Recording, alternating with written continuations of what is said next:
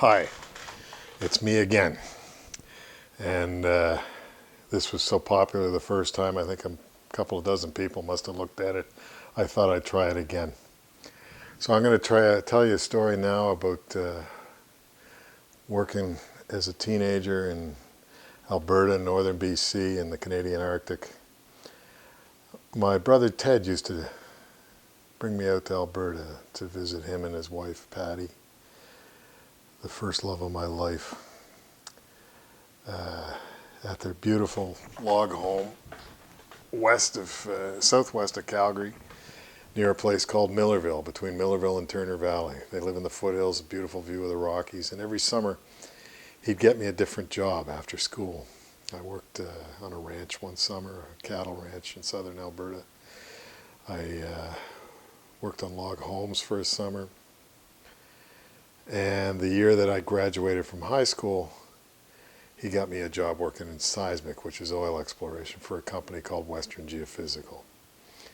And the first crew I was on was what they call a hotshot crew. We worked out of a little town and stayed in a hotel called Tabor, Alberta. It's all desert country down there.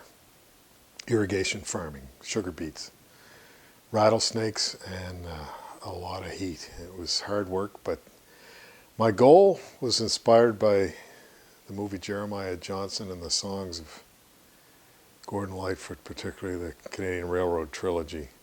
I wanted to work in the wilderness, in the mountains, and I wanted to work in the Arctic.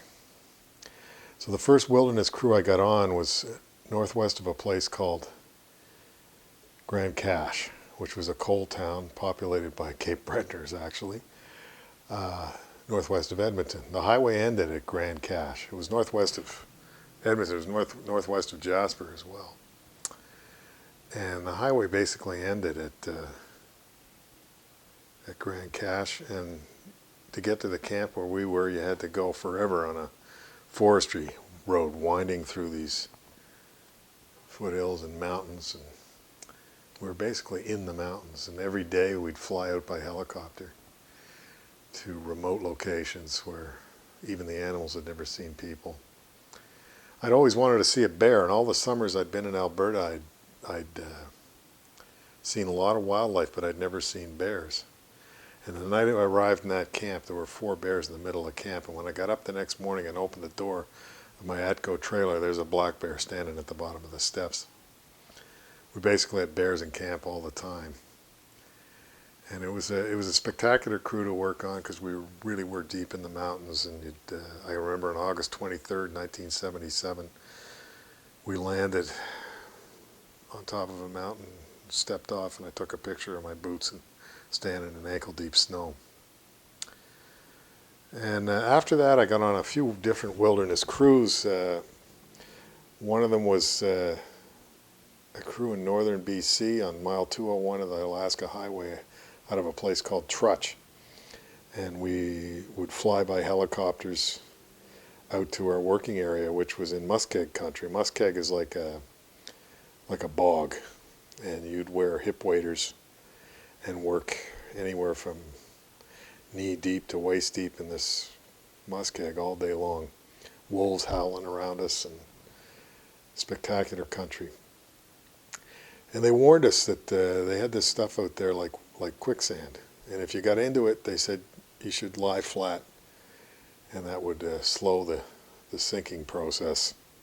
So, of course, the one to walk into the quicksand was me. And I immediately went up to my waist. I could feel nothing underneath my feet, and slowly began sinking. And I thought, well, I better lie flat like they told us to, and I did. And then my hip waders immediately started filling up and weighing me down. So I thought, oh, better straighten up. So I straightened up, and as soon as I straightened up, I went boom, right up to my chin. I had hold of a root. I think I unbuckled my hip waders, and I had a radio.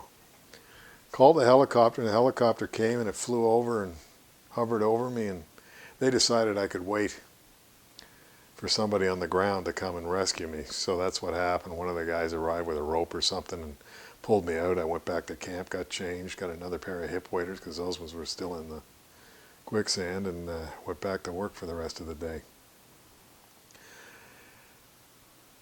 I was eventually, one crew I was on was in Hinton, Alberta, which is west of Edmonton, and that was a cold, cold stretch we had there. The wind chill factor was around 60 below Fahrenheit, and I'll never forget our toilets frozen. One of the guys looked like a friar. He had the hair, jet black hair, just around the rim of his head, and a jet black beard, and top was perfectly bald. And one night he came out of the shower with nothing on but a pair of boots, and it was probably about a 60 below wind chill that night. Had to do a number 2. So he squatted over this trench, and I'll never forget that image of this guy squatting over the trench, and with the effort that he was making to get things done quickly, there was steam just pouring off the top of his head. It's just an unforgettable image.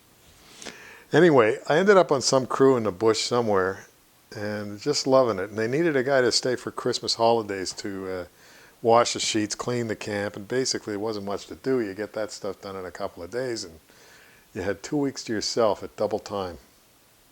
And I thought, that's pretty good. I think I'll do that. And I called my brother Ted by radio phone, which was the only form of communication then. And I said, I'm going to stay out here. And my brother said, you think you're going to stay out there for Christmas? You got another thing coming. I'll be up there to get you. That's my brother.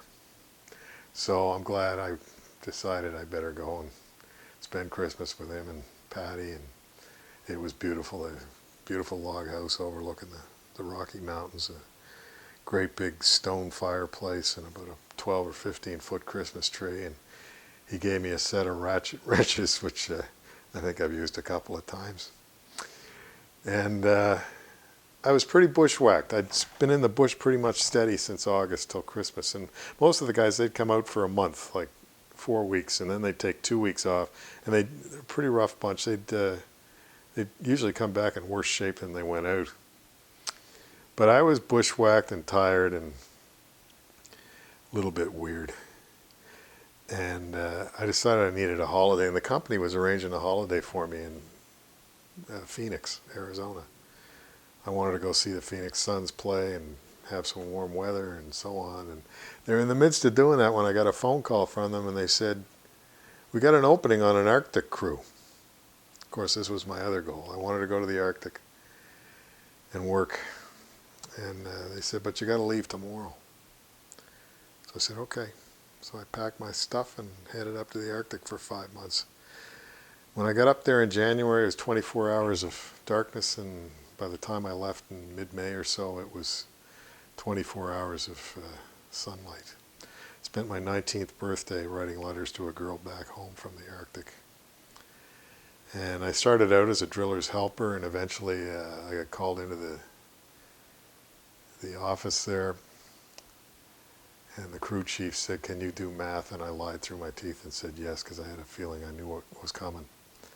And he said, you want to be the camp clerk? And I said, sure. And it was a great job. It was, you kept progress records and hours and so on and so forth. But a lot of my time was spent driving trucks on the ice highway and flying around in helicopters and just listening to Jim Crochet and writing this girl and drawing pictures and so on and so forth. It was quite a time. I remember that it was 40 below every day, because 40 below Fahrenheit and 40 below centigrade are the same. And I'd walk past this thermometer on the way to breakfast every morning, and I'd look at it. We had Northern Indians and we had one Inuit on our crew, and I'd never forget him. He'd walk around camp in a pair of fishnet long johns. And, the rest of us would be bundled up, and I got frostbite in my nose and stuff. We got stuck out in whiteout one day when I was still on the drill. And boy, that was something. We almost didn't make it back to camp. Saw the northern lights right above us. And this is how I developed my first love for Canada. Just the expanse of this country, the diversity, the ruggedness. It's a beautiful, beautiful land. And I still go back to Alberta whenever I can. For a while I was going every year. It's my second home. My brother and I are very close, and so is my sister-in-law and I. And